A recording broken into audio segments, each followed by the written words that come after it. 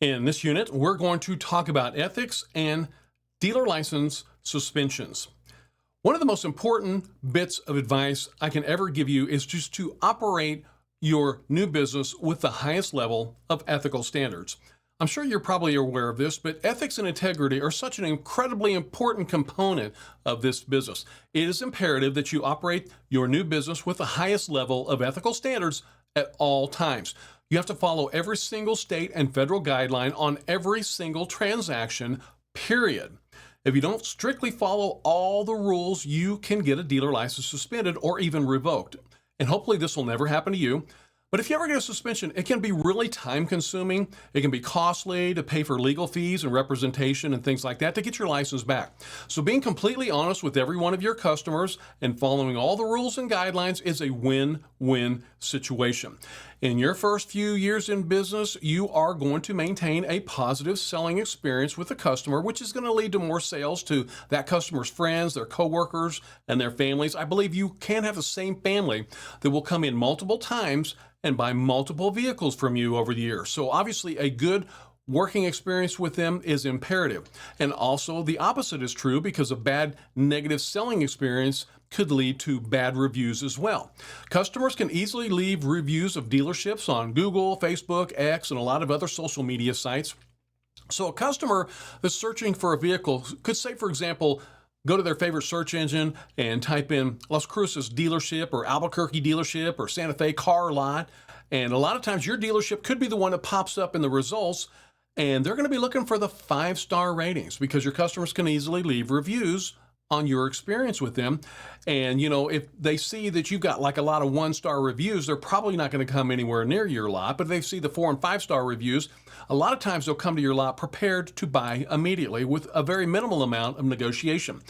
Building a strong reputation as an ethical and trustworthy dealer is crucial to long-term success. Customers really value transparency, and when they feel like a dealer is upfront about the condition of a vehicle they're purchasing, it really builds trust. Some things that you want to remember: always give full disclosure on mechanical issues or any flaws on the vehicle before the test drive. This ensures the customers know exactly what they're getting into, and it kind of prevents even any surprises down the road as well. Whether it's a minor issue like a dent or a more significant mechanical concern, it's essential to provide all the details necessary before completing the transaction. A good reputation often leads to repeat customers and referrals, and, people are more likely to return to a dealer they trust. So being upfront and transparent, you're going to create this very loyal customer base. So you want to make sure you never try to conceal any issues as well. Just be completely honest and always make sure and address any concerns very, very early in the process. That's going to protect your reputation and maintain an environment of trust that's going to ensure long-term success for your new dealership. So think about it. When you're doing a deal and the customer's getting ready to take a test drive, you might say something like, hey, before you take the test drive, I drove this car the other day. It was pulling left a little bit and I heard a little bit of noise in the rear end. And come on back here, there's a dent in the back left fender. I just want to make sure you're aware of everything before you take the test drive. By doing this on every transaction, you're going to build that great reputation.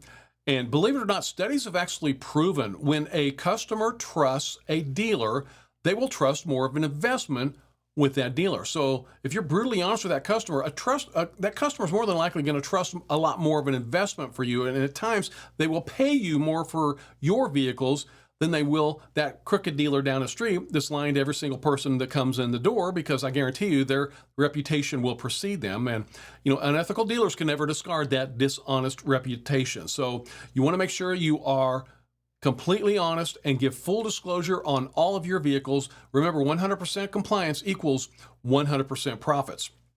It's also very important for you to know about this form that I want to show you right here, which is called a dealer complaint form.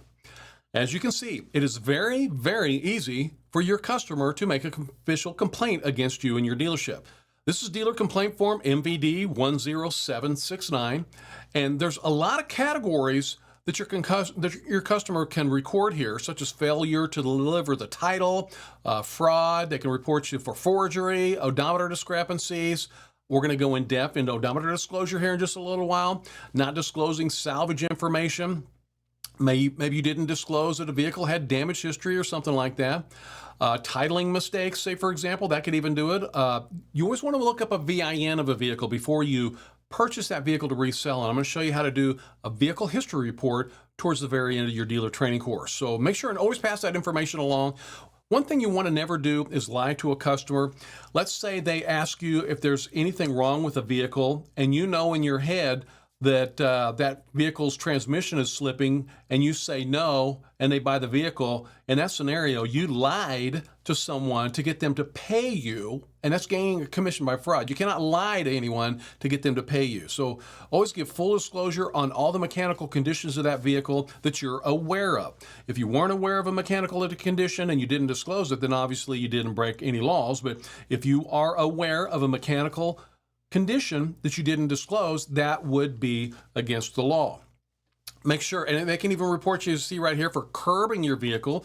That's that off-site retail sales activity. You could have a person say, come on over here and bring that vehicle over to my house and show it to me. And if you did that, they could turn right around and report you to the state for breaking the law. Remember, we cannot have that off-site retail sales activity. So do please keep that in mind. Always keep this form in mind. And also, they can violate you for not delivering titles or anything like that, selling outside your license location, giving false statements. They can even give that information to the state as well. So, I just want to make sure that you're very aware that you maintain compliance and that you always keep this form in mind. And if I have a customer that I sold a vehicle to this morning and they come back in the front door in the afternoon, I'm not going to go running out the back door. I'm going to make them my top priority because I do not want anyone submitting this form to the state.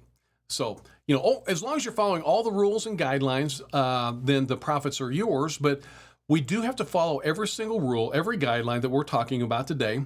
And I want you to be aware the MVD has absolute zero tolerance for any dealer that does not follow every rule, every law, and every guideline. You can certainly have your license suspended or revoked. And by the way, if you ever get a license suspended or revoked, you actually have to go to Santa Fe and basically try and get it back. So it's a very time-consuming, expensive process. So you want to make sure you're never running deceptive advertising or breaking any laws or anything like that. So we do actually have a whole section on advertising later on in the course. You can never run false advertising. Omission of facts on a vehicle transaction is a big no-no as well. Failure to provide the title. Failure to provide that retail written contract, or what we call the purchase agreement. Part of your deal jacket is that retail contract, that purchase agreement, which is separate from a bill of sale. Remember, oftentimes those terms are intermingled.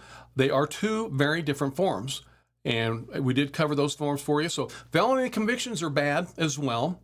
So, if the state finds out you're transporting, 100 pounds of drugs across state lines or something during the year, that's obviously not going to be a good way to keep your dealer license in effect.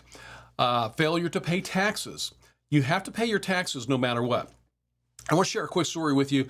I trained a dealer once in Albuquerque, and this is one of the old in-class training sessions that I gave, and he had been doing everything right. However, he had a side business which was a towing company, and he kept all of his taxes up on his dealership, but he didn't quite keep his taxes up on the towing company, and he got behind taxes on his side business. Well, the MVD would not renew his dealer's license until he got his towing company taxes caught up.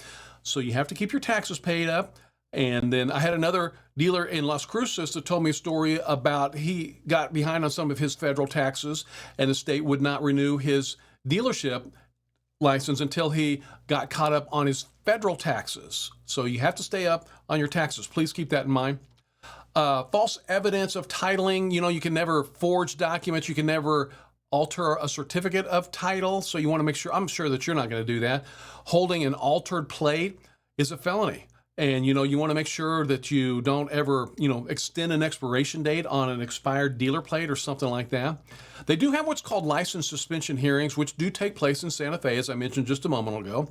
So hopefully you'll never, ever get a license suspended. But if you do, it is a step-by-step, kind of a democratic process where you would have to go to Santa Fe and face that informal conference. So if you do maintain 100% compliance and take every step that I'm showing you here today in your dealer training course, then you're never going to get a license suspended or revoked, and you'll never pay any fines. So I'm a big believer that 100% compliance equals 100% profit. So if you take all the steps that I'm showing you in your course today, you're going to easily be able to maintain compliance with your new business. If you need to review this information, you can go to NewMexicoDealer.com and then click on the videos link, and I think you'll find this information very beneficial.